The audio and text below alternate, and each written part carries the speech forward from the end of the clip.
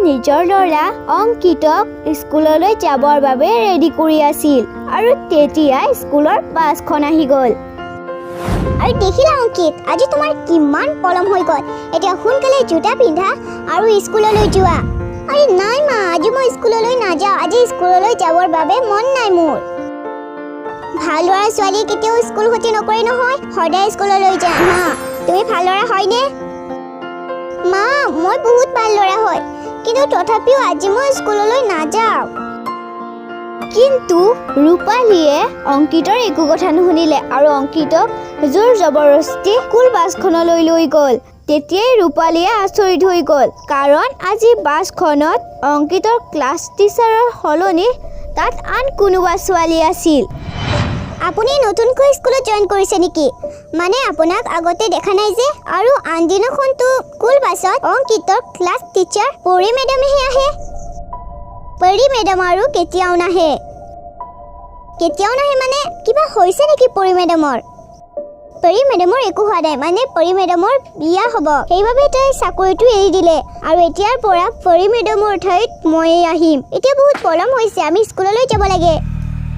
পৰী মেডামৰটো কেতিয়াবাই বিয়া হৈছে, কিবা নিশ্চয় ৰহস্য আছে। তাৰপিছত ছোৱালীজনীয়ে বাছ ড্ৰাইভাৰক বাছখন চলাবলৈ ক'লে। আৰু কি আজি বাছ ড্ৰাইভাৰৰ সলনি তাত আন কোনোবা ছোৱালীয়ে বাছ চলাই আছিল। সেইবোৰ দেখি ৰূপালী অলপমান আচৰিত হ'ল। যেতিয়াই বাছখন চলিল তেতিয়াই ৰূপালীৰ চকু বাছৰ সন্মুখতে থকা আইনাখনলৈ গ'ল। বাছ ড্ৰাইভাৰজনীৰ চেহেৰাটো বহুত জ্বলা হোৱা আছিল, সেইবাবে ৰূপালীয়ে ভয় খাই গ'ল। সেইবাবে তাই ঘৰৰ ভিতৰলৈ গ'ল আৰু তাইৰ চিনাকি এজন তান্ত্ৰিক বাবাক ফোন কৰিলে। আৰু আনফালে অংকিতহঁত স্কুল গৈ পালেগৈ।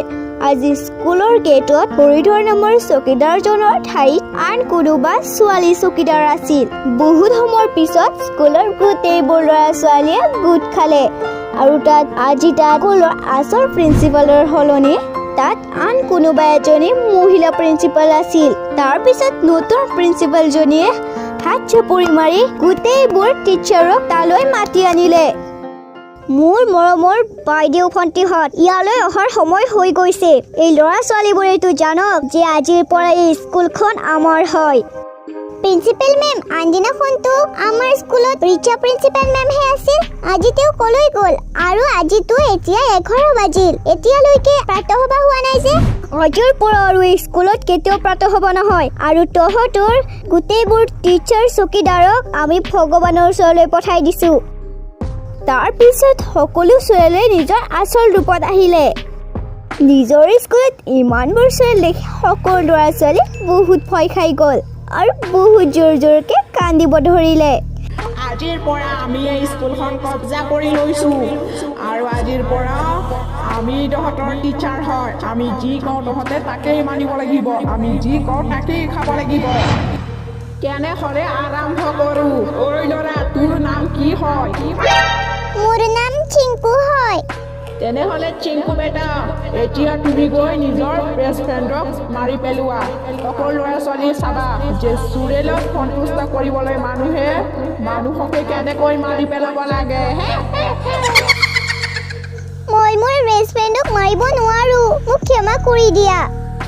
চিংকু এক্সামত ফেইল হৈ গ'ল আৰু এতিয়া আমাৰ লাঞ্চ টাইম হৈছে। চিংকু মৰিবলৈ সাজু হৈছে। তাৰপিছত গোটেই ছোৱালীবোৰে মিলি চিংকুক মাৰি পেলাই বহুতবোৰ টুকুৰা কৰি সকলো ছোৱালীয়ে খাব ধৰিলে। সেইবোৰ দেখি গোটেই ল'ৰা ছোৱালীবোৰৰ হাত ভৰিবোৰ থৰ থৰকৈ কঁপিব ধৰিলে আৰু সিহঁতে কান্দিব ধৰিলে।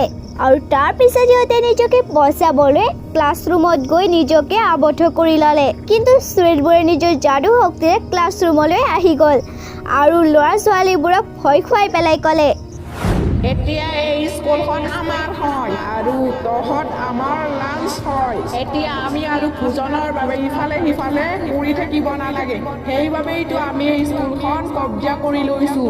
আজিৰ পৰা তহঁতে ঘৰ যাব নোৱাৰ, ইয়াতেই থাকিব লাগিব আৰু আমি যি কওঁ তাকেই কৰিব লাগিব, নহ'লে তহঁতৰ চিংকুৰ নিচিনা অৱস্থা হৈ যাব। তেনেহ'লে মেডাম চুৰেল, আমাৰ এইবাৰ লাঞ্চ কোনটো ল'ৰা হ'ব? যিয়ে আমাৰ কথা নামানিব। আৰু আনফালে ৰূপালীয়ে স্কুলৰ সকলো ল'ৰা ছোৱালীৰ মাক দেউতাকক ফোন কৰি স্কুলত ঘটি থকা ঘটনাবোৰ জনাই আছিল। প্ৰণীতা যেতিয়া স্কুল বাছ আহিছিল তাত আমাৰ স্কুলখনৰ টিচাৰ সলনি তাত আন কোনোবা আছিল আৰু বাছ ড্ৰাইভাৰৰ সলনি আন কোনোবা এজনী ছোৱালী চলাইছিল আৰু তাই কোনো সাধাৰণ ছোৱালী নাছিল, তাই এজনী চুৰেল আছিল। মই তেতিয়া সিমান চিয়ৰ হোৱা নাছিলোঁ। তেতিয়া মই এজন মোৰ চিনাকি তান্ত্ৰিক বাবাক ফোন কৰিলোঁ। তান্ত্ৰিক বাবায়ো ক'লে যে আমাৰ ল'ৰা ছোৱালীবোৰৰ জীৱন বিপদত আছে, যে সেই স্কুলখন বহুতবোৰ চুৰেলে কব্জা কৰি লৈছে। মই মোৰ চিনাকি তান্ত্ৰিক বাবাজনক লৈ স্কুললৈ যাওঁ, তুমিও তোমাৰ কোনোবা তান্ত্ৰিক বাবাক লৈ স্কুললৈ আহা। তাৰপিছত প্ৰণীতায়ো তাইৰ এজন চিনাকি তান্ত্ৰিক বাবাক ফোন কৰিলে আৰু তাইও সেই স্কুলৰ ঘটনাটো সঁচা বুলি চিয়ৰ হ'ল। তাৰপিছত গোটেইবোৰ ল'ৰা ছোৱালীৰ মাক দেউতাকে নিজৰ নিজৰ লগত তান্ত্ৰিক বাবাক লৈ স্কুললৈ আহিলে। তাৰপিছত সকলো বাবাই মিলি স্কুলৰ বাহিৰত এডাল ৰেখা আঁকিলে। কেইজনমান বাবাই আকৌ স্কুলৰ বাহিৰত বহি হৱন কৰিব ধৰিলে আৰু কেইজনমান বাবাই আকৌ ল'ৰা ছোৱালীবোৰৰ মাকৰ সৈতে স্কুলৰ ভিতৰলৈ গ'ল। যেতিয়াই বাবাবোৰৰ সৈতে সেই ল'ৰা ছোৱালীবোৰ মাকবোৰো স্কুলৰ দৰ্জা গৈ পালে, তেতিয়া স্কুলৰ দৰ্জাৰ সন্মুখত গোটেইবোৰ চুৰেল আহি প্ৰকট হ'ল। তহঁতে এই পাগল বাবাবোৰৰ লগত স্কুললৈ আহি নিজৰ জীৱনটো বিপদত পেলালি। তহঁতে ঠিকেই বুজি পাইছ, এই স্কুলখন এতিয়া চুৰেলৰ কব্জাত আছে। যদি তহঁতৰ এই বাবাবোৰে আমাক যদি নিজৰ কব্জাত কৰিব খোজে, আমি তহঁতৰ ল'ৰা ছোৱালীবোৰক মাৰি পেলাই খাই পেলাম। দুষ্ট চুৰেল, তোক মই শেষৰ বাবে সুযোগ দিছোঁ। তহঁতে নিজৰ দেশলৈ ঘূৰি যা আৰু স্কুলখনৰ ল'ৰা ছোৱালীবোৰক এৰি দে। আমি নিজৰ দেশলৈ কেতিয়াও উভতি নাযাওঁ। তেনেহ'লে তহঁত মৰিবলৈ সাজু হৈ যা। তাৰপিছত সকলো তান্ত্ৰিক বাবাই মিলি যজ্ঞ আৰম্ভ কৰিলে। লগে লগে চুৰেলবোৰৰ কাণেৰে তেজ ওলাব ধৰিলে। ঐ পাগল বাবাহঁত, এই মন্ত্ৰ মাতা বন্ধ কৰ, নহ'লে আমি সকলোৱে মিলি তোক মাৰি পেলাম। তহঁত চুৰেল আমাক একো কৰিব নোৱাৰ। তহঁতে স্কুলখন যেনেকৈ কব্জা কৰিছিলি, আমিও তহঁতৰ ওপৰত তেনেকৈ কব্জা কৰিছোঁ। অলপ পিছতে তহঁতে নিজৰ দেশলৈ উভতি যাব পাৰিবি। তাৰপিছত গোটেই তান্ত্ৰিক বাবাবোৰে জুইত কিবা পেলাই দিলে। লগে লগে সেই জুইৰ পৰা বহুত ধোঁৱা ওলালে আৰু ধোঁৱাবোৰ চুৰেলৰ গাত লগাৰ লগে লগে চুৰেলবোৰ অন্তৰ্ধান হৈ নিজৰ দেশলৈ গুচি গ'ল আৰু সেই চুৰেলবোৰে কেতিয়াও মানুহৰ দেশলৈ উভতি আহিব নোৱাৰিলে। আৰু এনেকৈ সেই স্কুলখন আৰু স্কুলৰ ল'ৰা ছোৱালীবোৰে সেই চুৰেলবোৰৰ পৰা মুক্তি পালে।